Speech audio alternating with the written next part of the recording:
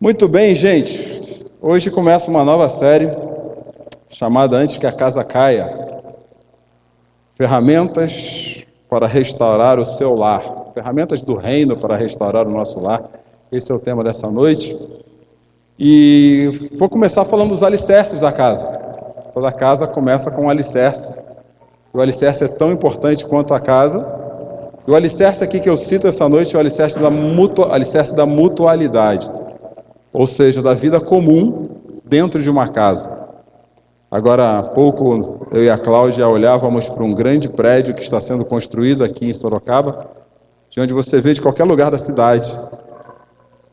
E levantou-se dois questionamentos. O primeiro foi o seguinte: imagina o alicerce desse lugar para ter um prédio tão grande ali. E surgiu uma outra preocupação também. Imagina se pegar fogo embaixo, quem está lá em cima, o que faz? É enorme o prédio. Eu acredito que quanto maior o prédio que nós queremos construir na nossa vida, mais alicerces nós precisamos ter para que ele não caia. E a Cláudia falou uma frase também muito interessante. Ela falou assim: uma casa bonita é só uma casa e ela só se torna um lar se Deus estiver dentro dela. Não é só uma casa. Por mais bela, por maior. Então, a beleza do lar não está no tamanho da casa, mas em quem colocamos dentro dela. E nós precisamos alicerçar bem a nossa casa, para que depois, em relação àquilo que Deus vê quando olha para a nossa casa, nós tenhamos algo que agrade o coração de Deus. E para falar nesse tema, eu vou num texto que eu acho que eu nunca falei nesse sentido, a respeito desse texto na minha vida inteira. Está lá no Evangelho de Mateus, capítulo 1, versículos 18 a 25. O texto diz assim: foi assim que nasceu Jesus Cristo. Maria, sua mãe, estava prometida para se casar com José. Antes do casamento, porém, ela engravidou pelo poder do Espírito Santo. José, seu noivo, era um homem justo e resolveu romper a união em segredo, pois não queria envergonhá-la com uma separação pública. Enquanto ele pensava nisso, um anjo do Senhor lhe apareceu em sonho e disse: José, filho de Davi, não tenha medo de receber Maria como esposa, pois a criança dentro dela foi concebida pelo Espírito Santo. Ela terá um filho e você lhe dará o nome de Jesus, pois ele salvará o seu povo dos seus pecados. Tudo isso aconteceu para cumprir o que o Senhor tinha dito por meio do profeta: venham, a virgem ficará grávida, ela dará à luz a um filho e o chamarão de Emanuel, que significa Deus conosco. Quando José acordou, fez o que o anjo do Senhor lhe havia ordenado e recebeu Maria como esposa. No entanto, não teve relações com ela até o menino nascer. E ele lhe deu o nome de Jesus. Quando eu penso no alicerce de um prédio, falei agora há pouco, o alicerce é aquilo que sustenta todo o prédio, e o tamanho do prédio depende do alicerce que a gente quer ter, eu penso em pelo menos 3 coisas que eu quero propor que fazem parte de um alicerce de qualquer construção na vida. A primeira coisa que eu tenho que me preocupar é sobre qual terreno eu estou construindo o prédio. É um terreno arenoso, é um terreno argiloso, é um terreno com pedra. Hoje eu passava por uma rua lá de perto, pela rua de casa, e tinha um terreno escrito assim: aluga-se. Mas aonde eu moro tem muita pedra debaixo do solo. E eu falei para a Cláudia: olha o problema que a pessoa que comprar esse terreno vai ter, porque ele vai ter que tirar essas pedras todas para poder construir a sua casa nesse terreno. A segunda preocupação sobre os alicerces de uma casa é o tamanho do prédio, porque a profundidade do alicerce vai depender diretamente do tamanho do prédio que eu quero ter. E a terceira e última preocupação aqui, para a nossa mensagem dessa noite, é justamente a qualidade do material que eu vou usar para fazer o prédio. Há muitos anos, não sei quem vai se lembrar dessa história, no Rio de Janeiro caiu um prédio na Zona Sul lá na Barra da Tijuca, porque foi construído com material ruim. Disse então que era areia de praia e matou um monte de gente, muitas pessoas perderam seus sonhos ali. Então o material importa, o terreno importa e o tamanho do prédio importa. Qual é o tamanho do prédio que você quer construir espiritualmente para a sua casa? Essa é a pergunta que eu tenho para você essa noite. E quando o assunto é relacionamento, nós precisamos entender o seguinte: quando duas pessoas se juntam para formar um relacionamento, e aqui vocês podem estender para os filhos, você está aí colocando duas pessoas com alicerces diferentes. Aquela linha embaixo dos bonequinhos são alicerces. Alicerces diferentes quer dizer que são pessoas que vêm de vidas e formações diferentes. E você precisa juntar esses dois mundos representados pelos dois círculos amarelos. E essa é a proposta que a Bíblia nos traz, quando diz que nós temos que juntar alguém. Dois mundos precisam se tornar um único mundo. Unam-se pai e mãe e se tornem uma só carne. Está lá em Gênesis capítulo 2, 22 ou 23. Jesus repete isso mais tarde. O apóstolo Paulo vai repetir isso mais tarde. E aqui é a grande dialética. Como fazer a interseção entre dois mundos? O que eu coloco aqui no meio, que é capaz de juntar os dois mundos. Quando eu falo de terreno, voltando ao terreno, qualidade do material e tamanho do prédio, eu falo dos valores que cada mundo desse aqui tem, representado por esses círculos. Valores, formação, família, a minha família, quais foram os problemas, os traumas da minha família que foram passados para mim. Tudo isso interfere no meu hoje. O meu passado interfere no meu hoje. A minha formação, ainda que acadêmica, interfere no meu hoje. Os meus valores, aquilo que é importante para mim, interfere no meu hoje. As minhas crenças, e aqui eu falo de crenças que nos limitam. Outro dia, essa semana mesmo, me procurou alguém para fazer um tratamento que tem medo de lagartixa. E o medo de lagartixa não é a Cláudia, não. É outra pessoa. Tem medo de lagartixa, mas aquele medo, quando ela foi investigar, é porque lá atrás, na sua relação com a sua mãe criou uma cena que para ela foi negativa, o qual ela transportou aquela emoção para a lagartixa, e a lagartixa passou a ser um bicho ruim, mas para a maioria de nós aqui, lagartixa nem é um bicho tão ruim assim, a gente olha, não vai pegar, não vai grudar, mas passa perto, até espanta com a vassoura, se for o caso. Então as nossas crenças têm a ver com o nosso terreno. Então, na organização do terreno de cada um, há valores, formação, há questões que são pessoais, privadas, e nós somos convidados a nos unirmos com mais uma pessoa, e posteriormente, os nossos filhos formarão as crenças, os valores, os terrenos dele também. A ideia, já de tamanho do prédio, vai depender do sonho. Quando eu sou adolescente, quando eu sou jovem, quando eu estou solteiro, eu tenho sonhos, expectativas em relação ao meu futuro, a minha vida material, a minha vida familiar, a minha vida profissional e a minha vida pessoal. Há pessoas que sonham em fazer uma faculdade depois que elas se casam ainda e há apoio do cônjuge. Há pessoas que querem uma casa com varanda e há aqueles que querem só um sobradinho. E cada um, quando se junta com o outro, traz esses sonhos. Então, o tamanho da casa que nós vamos construir também depende da conciliação do sonho. Conciliação do terreno e conciliação do sonho. E tudo isso, é lógico, é amarrado pela qualidade do material que eu quero usar para investir nos relacionamentos. A qualidade do material vem das minhas percepções privadas e públicas também. O que eu entendo como amor, que vai ser um dos temas de uma das mensagens adiante, e como isso aparece no meu mindset, ou na minha forma de comportar-se, como isso aparece na minha forma de ver o mundo, ou na minha forma de me comportar. A questão central é que aquela grande interrogação que faz a conciliação entre os dois mundos, ela acaba envolvendo ou afetando todas essas outras questões. Podemos colocar o que quisermos no lugar dessa interrogação. Eu posso ter um relacionamento pautado no dinheiro que eu quero ter na conta corrente.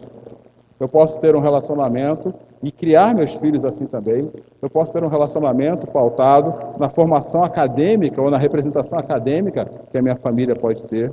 Eu posso ter um relacionamento pautado nos bens materiais. Você pode colocar qualquer lugar nessa interrogação. Um relacionamento pautado nas minhas ideologias, na forma que eu penso. Eu quero casar com alguém que pensa igual a mim, está certo que se isso existir, não é um par, é um clone. E se você quiser casar com alguém assim, faça um modelo exatamente igual de você mesmo, e eu tenho certeza que vai continuar dando errado. A questão é essa. Você pode colocar qualquer coisa aqui nesse muro. E essa coisa vai influenciar tanto o terreno, quanto a qualidade do material e o tamanho do prédio.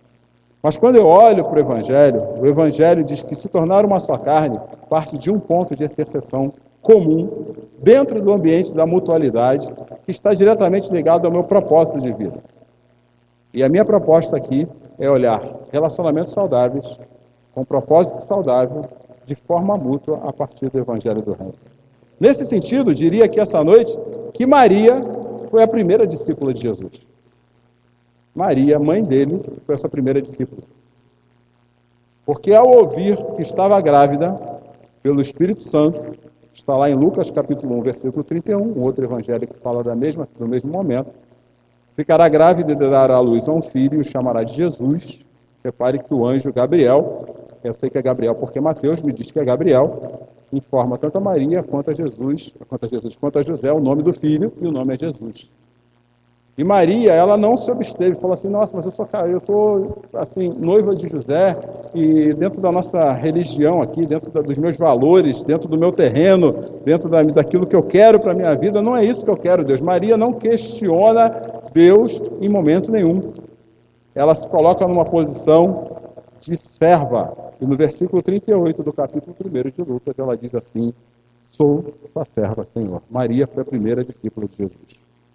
Até aqui tudo bem, porque, como diz, foi assim que Jesus nasceu. Maria, sua mãe, estava prometida para se casar com José, e antes do casamento, porém, engravidou.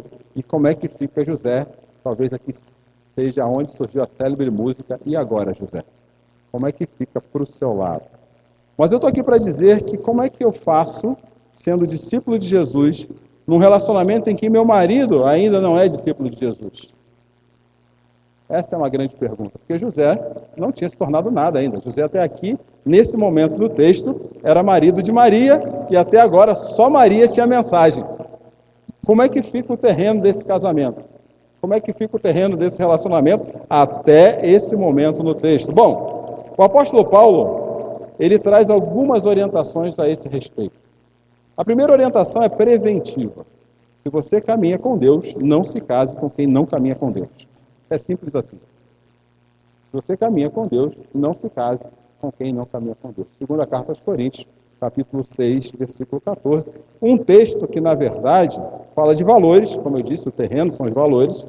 É um texto que o tema aqui não é só sobre casamento. Qualquer vínculo com outra pessoa que não seja com Deus, isso é uma orientação, vai te trazer problema, inclusive o casamento. É isso que Paulo está falando na segunda carta aos Coríntios. E ele diz com clareza, não se ponha em julgo desigual com descrentes. Como pode a justiça ter parceria com a maldade ou a luz conviver com as trevas? Ele usa um termo aqui interessantíssimo, que é usado também quando nós nos referimos a casamento.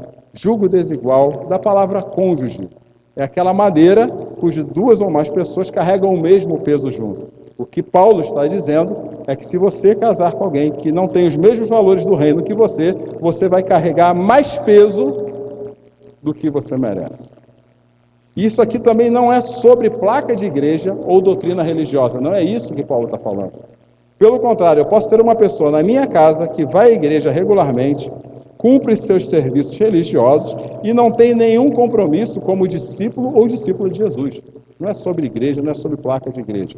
Não são poucas as vezes que eu ouço o seguinte, nossa, aquela pessoa era tão assim, nossa, religiosa, né? E como é que fez aquilo? Não são poucas as vezes. Isso não tem a ver com religião. Isso tem a ver com o meu compromisso, com o seu compromisso, com o compromisso de qualquer pessoa em querer ou não ser discípulo de Cristo. Isso não está nem relacionado a estar numa igreja, mas entender que Jesus é o Senhor e que eu sirvo esse Senhor e que eu preciso me comportar como serva desse Senhor, da mesma forma que Maria fez. A sua serva está à sua disposição. Isso é um valor seu, que você precisa ter. Mas se você que tem esse valor se juntar com alguém que não tem, vai ficar pesado para você. É isso que Paulo diz. No outro texto, no capítulo 7, agora, da primeira carta aos Coríntios, Paulo ele elabora mais esse tema. Não tenho tempo de falar tudo aquilo que aquele texto diz, mas eu ressalto aqui aos nossos olhos o versículo 14 do capítulo 7 da primeira carta aos Coríntios. Se o marido é descrente, ele começa falando com as mulheres, por uma questão totalmente cultural, ele fala assim, pois o marido descrente é santificado pela esposa, e a esposa descrente é santificado pelo marido. O que Paulo está dizendo é que o problema é seu. Se você escolheu casar-se com alguém que não professa da mesma fé que você, o problema é totalmente seu. Não é da pessoa que não professa. Inclusive, Paulo ele é muito assertivo. Alguns versículos abaixo, quando ele fala algo assim. Viu? Você não pode nem se separar dele por causa disso. Mas se ele quiser se separar de você porque ele ou ela é descrente, deixa aí. É isso que ele fala. Porque os nossos valores são claros.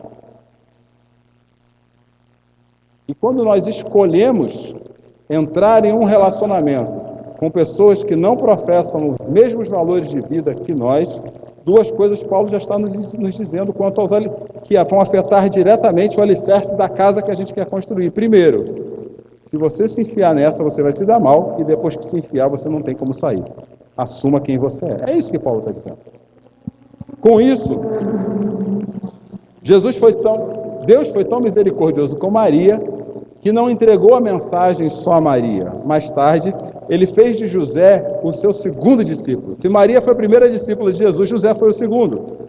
E repare uma coisa, José estava fazendo o quê?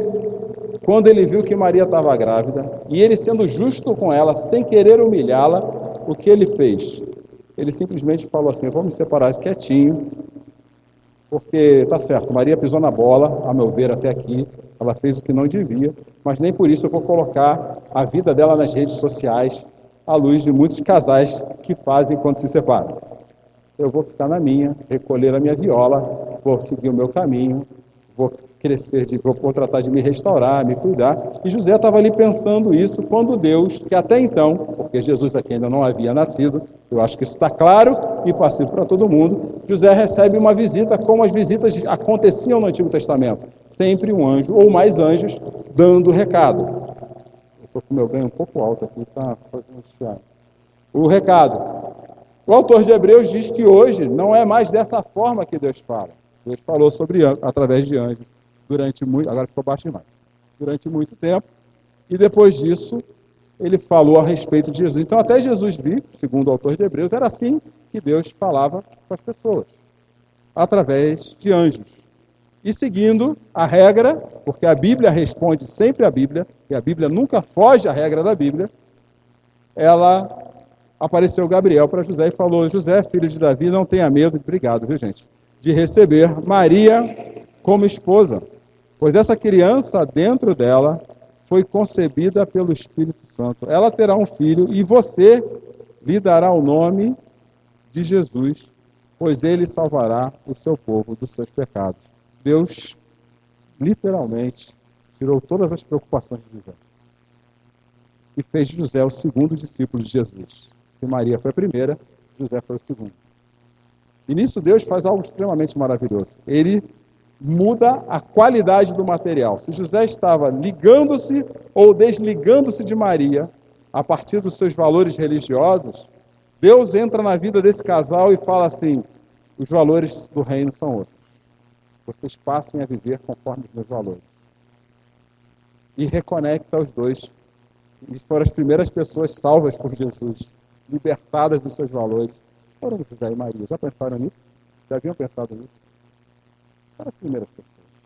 Jesus nem nascido tinha ainda, mas já estava transformando a vida desse casal. Isso me fez lembrar de um outro fato em Atos, capítulo 16, agora versículos 31 a 32, quando dois homens de Deus, Paulo e Silas, estavam na prisão. E ao estarem na prisão, eles pregaram o Evangelho, esse mesmo Evangelho que transforma vidas e famílias para o carcereiro. E nos versículos de 31 e 32, o texto diz assim, eles responderam, creia no Senhor Jesus, e você e sua família serão salvos. Tem uma promessa aqui. Se você crer no Senhor Jesus, existe uma possibilidade bíblica real de toda a sua família ser transformada pela sua fé. Eu creio, ele não crê, eu creio, meus filhos não creem. Se você crer no Senhor Jesus, existe uma possibilidade verdadeira de toda a sua família ser transformada pela sua fé. Creia no Senhor Jesus e você e sua família serão salvos. É claro, isso não é compulsório. Eu crio, o resto está salvo. Não é. João, no seu Evangelho, capítulo 1, ele diz assim, que filhos de Deus não nascem de vontade do homem, nem da própria carne, mas nascem de Deus. O que aquele homem fez? Algo que nós precisamos voltar a fazer. Eles salvaram, libertaram Silas e Paulo da prisão e levaram Silas e Paulo para onde? Leia o texto que o texto responde. Então, pregaram a palavra do Senhor a ele e toda a sua família. Nós precisamos convidar para as nossas casas pessoas de Deus que preguem o Evangelho de Deus. Porque pessoas de Deus que pregam o Evangelho de Deus, quando entram na sua casa, a palavra de Deus é proclamada e o Senhor opera maravilhas e milagres. Foi isso que fez Silas e Paulo, fez o carcereiro com Silas e Paulo. Pegou os dois e levou para a casa deles. Eu creio no Senhor Jesus, eu creio que Ele pode salvar a minha família, então eu vou levar esses homens na minha casa para eles falarem a mesma mensagem que eu ouvi aqui. E pasme, nos versos seguintes, diz assim, verso 34, perdão, e ele e toda a sua casa e toda a sua família se alegraram porque creram em Deus. Nós precisamos de pessoas de Deus, falando de Deus dentro da nossa casa. Homens e mulheres de Deus dentro da nossa casa. Nós não precisamos de pessoas para fazer mais churrasco. Nós não precisamos de pessoas para contarem mais piada. Nós não precisamos de pessoas para falar mais de política. Nós não precisamos de pessoas para falar mais de religião. Nós precisamos de pessoas para falarem de Deus. E aqui meu saudosismo bate ao coração de duas maneiras bem diferentes. Uma bem distante e outra muito próxima. Mais distante era das antigas reuniões de oração que haviam nas casas, onde as pessoas cantavam hinos, pregavam a palavra, e os jovens com seus violões. E as casas tinham um prazer enorme para receber essas pessoas. O que me leva a um saudosismo muito próximo, a dificuldade que nós temos, inclusive, de nos reunirmos como grupos familiares nessa igreja. Porque nós não queremos mais pessoas de Deus falando do Evangelho de Deus dentro da nossa casa. Aqui o casal que tem se esforçado para fazer isso, depois de eu ter cansado as minhas pernas por algum tempo. Se você quer a sua casa transformada, você precisa mudar a qualidade do material que está construindo os relacionamentos na sua casa. E essa qualidade do material, para nós que caminhamos com Jesus, é termos Jesus, a igreja de Jesus dentro da nossa casa. Nós não precisamos mais de gente para churrasco, nós não precisamos mais de gente para café, nós não precisamos mais de gente para falar de política. Nós precisamos de pessoas de Deus, falando de Deus dentro da nossa casa.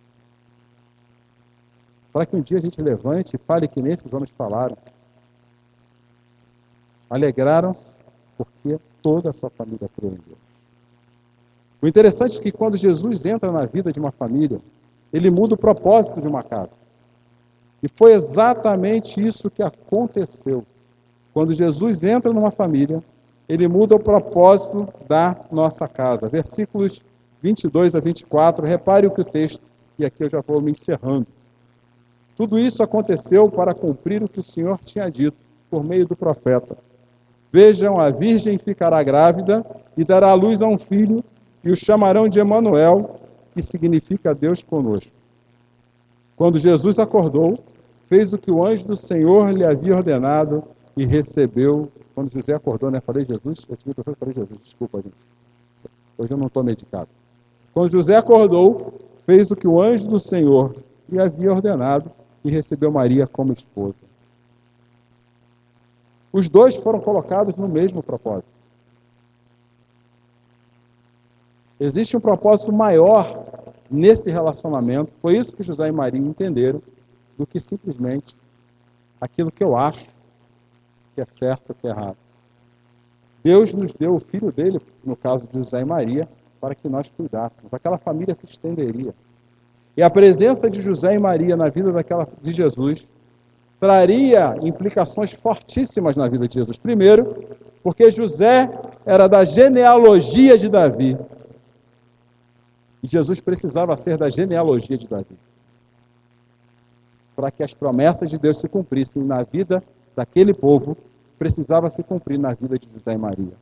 Para que as promessas de Deus aconteçam na vida dos seus filhos, precisam acontecer primeiro na sua vida. Senão não dá certo. E quando isso acontece, uma família junta, unida no mesmo propósito, que são os propósitos não deles, talvez de uma casa bonita, ou de um carro novo, ou com seus filhos participando da melhor escolaridade disponível na nossa cidade. Uma família unida no propósito do reino faz o que é preciso pelo reino, antes de fazer por si mesma. Quando Herodes começou a perseguir José, Maria e Jesus, José, Maria e Jesus foram para o Egito. Havia uma profecia por trás disso, como o próprio texto projetado na tela diz. Mas imaginem isso na perspectiva de José, Maria e Jesus, atravessando um país para entrar num país totalmente estrangeiro, só para cumprir o propósito que Deus tinha na vida deles. E quando nós temos dificuldades e problemas, nós arrumamos desculpas para não cumprir os propósitos que Deus tem para a nossa vida. Inclusive, quando esses propósitos tangem em estar, frequentar, participar, servir a Igreja de Jesus. Nós somos hábeis com desculpas.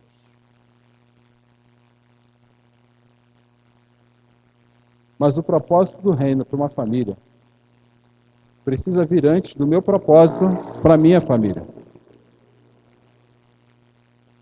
Porque quando Jesus entrou na vida do primeiro e da sua primeira discípula, que foram seus pais, a vida daquele casal mudou radicalmente. A vida daquela família mudou radicalmente. E eu acredito que o mesmo Jesus, que fez isso na vida dos seus pais, é capaz de alicerçar fundamentos, é capaz de fundamentar relacionamentos saudáveis dentro de uma casa.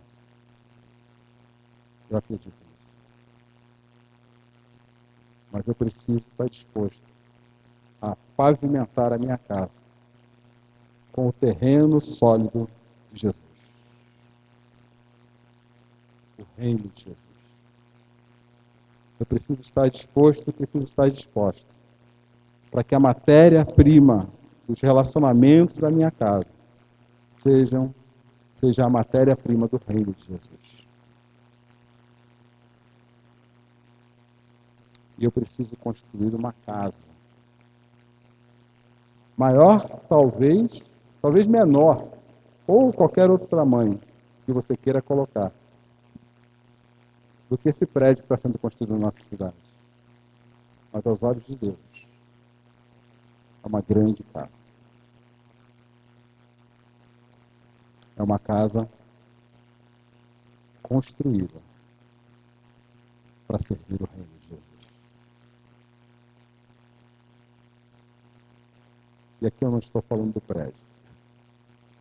Eu estou falando da sua casa, da minha casa. A sua casa é um prédio, é um edifício espiritual para o reino? Essa é a pergunta que eu saio daqui essa noite. Minha casa é um edifício espiritual para o reino? Que Deus, através do poder do seu Espírito, nos ensine, depois de passarmos por aquelas portas, o que Ele quis nos dizer com essa mensagem essa noite. E que venha para a honra e glória do nome dele. Amém? Vamos orar?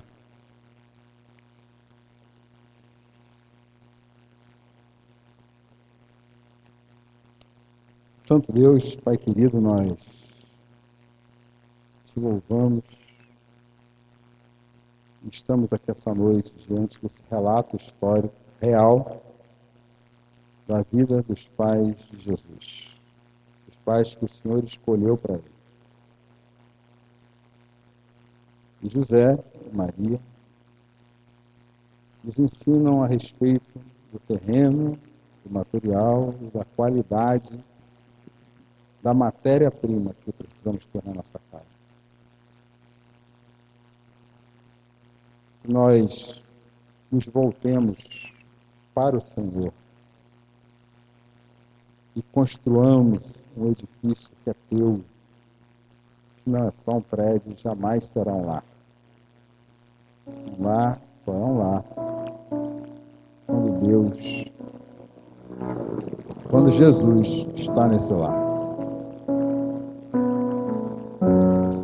Enquanto isso, Deus, através do poder do Teu Espírito, transforma nossos corações.